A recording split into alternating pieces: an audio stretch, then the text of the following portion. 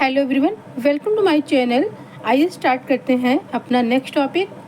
डाइजेस्टेंट्स and carminatives क्या होते हैं, आइए देखते हैं। Digestants are substance which increase the digestion of food. जब कभी कभी क्या होता है हमारे मील्स को लेने के बाद जब डाइजेशन प्रॉपर नहीं हो पाता है तो उसको बढ़ाने के लिए हमें जिस मेडिसिन का यूज किया जाता है उसी को हम बोलते हैं डाइजेस्टेंट्स। ये क्या करता है, फूड के डाइजेशन को कंप्लीट करता है।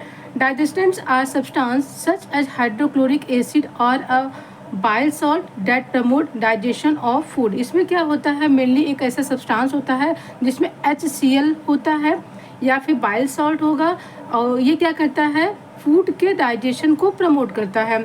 They mainly contains fluids as main components like amylase, pepsin, trypsin etcetera in digestion system. ये मेनली क्या करता है कि ये मेनली कंटेन करता है फ्लूइड को जिसके मेन कंपोनेंट्स होते हैं एमाइलेज जो एक एंजाइम होता है, पेप्सिन एक एंजाइम है, ट्रिप्सिन भी एक एंजाइम है। ये क्या करता है, पूरी तरह से डाइजेशन सिस्टम को मेंटेन करता है। ट्रीटमेंट की अगर हम बात करते हैं तो इसमें कौन कौन सा ट्रीटमेंट है। इट्स ट्रीटमेंट एक combination of different enzyme like proteolytic, lipolytic, एमाइलोलाइटिक enzyme etcetera. अगर प्रोटियोलाइटिक एंजाइम्स की बात करते हैं, ये क्या करता है, ब्रेक डाउन करता है प्रोटीन्स को।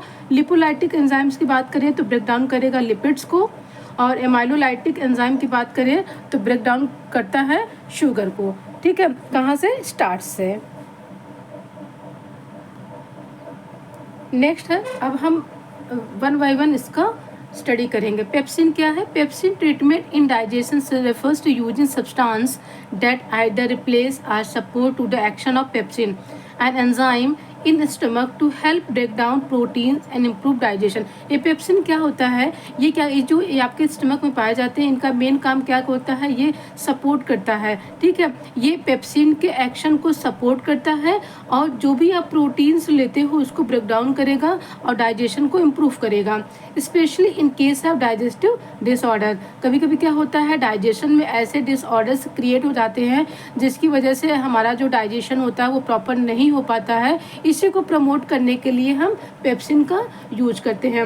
नेक्स्ट आपका है पेपेन, an enzyme derived from papaya. इसे क्या करते हैं, पपाया जिसको पपीता बोलते हैं, वहाँ से इस एंजाइम को डिराइव किया जाता है to help break down proteins in and aid digestion. ये क्या करता है, प्रोटीन्स को ब्रेक डाउन करेगा।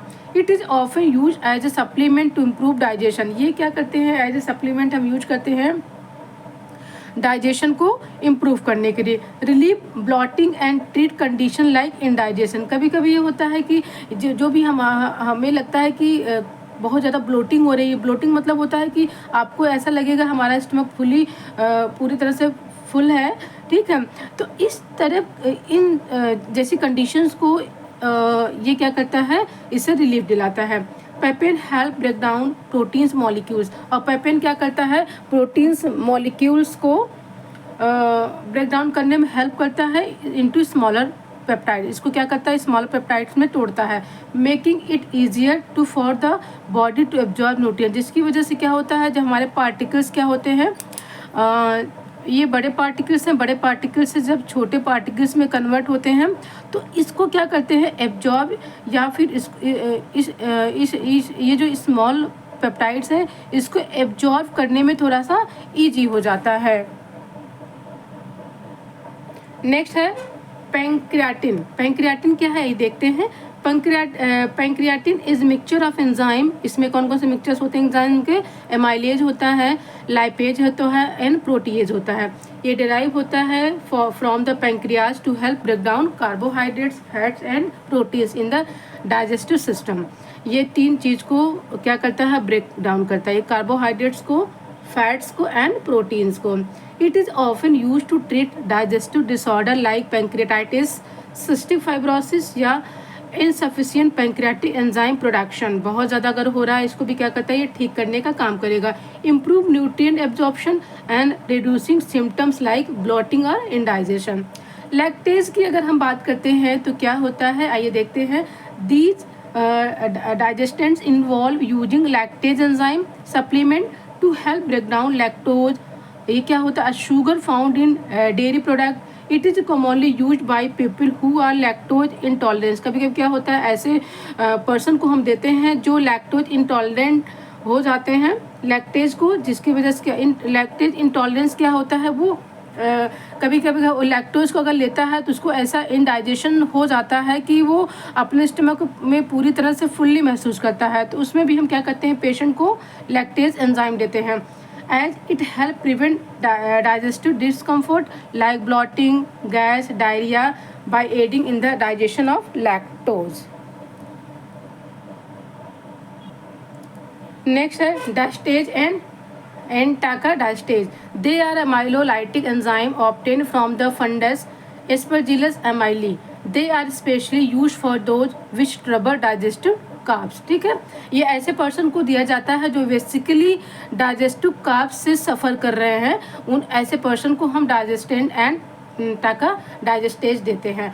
इसका यूज कहाँ कहाँ करते हैं, इंडाइजेशन में करेंगे, ब्लॉटिंग में करेंगे, गैस बहुत ज़्यादा बन रहा है वहाँ करेंगे, हार्ट बर्न में करेंगे, और स्टमक डिस्कम्फर्ट में हम क्या करते हैं, इसका यूज करते हैं। अभी तक हमने बात किया है डाइजेस्टेंट्स क्या होते हैं, अब हम बात करेंगे कि कार्मिनेटिव्स क्या हैं। कार्मिनेटिव्स ऐसा सब्सटेंस है जो मेनली क्या करता है, गैस से रिलीफ दिलाता है, हेल्प टू रिलीफ गैस। बहुत ज़्यादा अगर गैस हमें बनने लगता है, जैसे हम मेनली गैस में हम करते क्या है, हमें अजवाइन का यूज करते हो, क्या करता है एज ए कार्मिनेटिव्स, हम अजवाइन का यूज करते हैं, हींग का यूज करते हैं। या होता क्या है कि हमारे स्टमक में बहुत ज़्यादा गैस बनने लगता है, ब्लॉटिंग होने लगती है, और हम क्या करते हैं, हमारा जो स्टमक होता है डिस्कम्फर्ट हो जाता है, and intestine bye promoting the expulsion of gas. ये इंटेस्टाइन से क्या करता है, गैस को एक्सपल करेगा। ठीक है, फिर क्या करेगा, they often come from herbs or spices. ये मेनली हर्ब्स या स्पाइसेस से भी क्या होते हैं, हम इसे निकालते हैं, लाइक पिपरमिंट या ginger. They can also help Sood the stomach and reducing cramming. ठीक है, कभी कभी क्या होता है, गैस की वजह से बहुत ज़्यादा क्रैमिंग होने लगता है, तो हम उस समय कार्मिनेटिव्स का यूज करते हैं। Carminatives are natural substances typically herbs or spices. ये मेनली एक आपका नेचुरल सब्सटेंसेस होते हैं जिसमें जो हमें हर्ब्स या फिर स्पाइसेस से मिलते हैं। एग्जाम्पल की अगर हम बात करते हैं, हमारा फेनल है, जैसे हम अगर जीरा की बात करते हैं, सिन्नामॉन है, अजवाइन है, अनियन है, कोरिएंडर है। इसमें क्या होता है, ये कार्मिनेटिव जैसा काम करता है। ट्रीटमेंट में अगर बात करते हैं तो हर्बल कार्मिनेटिव्स में पिपरमिंट है, जिसको मेंथा पिपरिटा बोलते हैं, फोनिकुलम वुल्गेयर है, जिंजर में जिंजर ऑफिसनेट है, सिन्नामॉन में सिन्नामोमम वैरून है, क्लोव में आपका साइजिजियम एरोमेटिकम एट्सेट्रा। इतने जो है हमारे herbal treatment as a carminative हम करते हैं।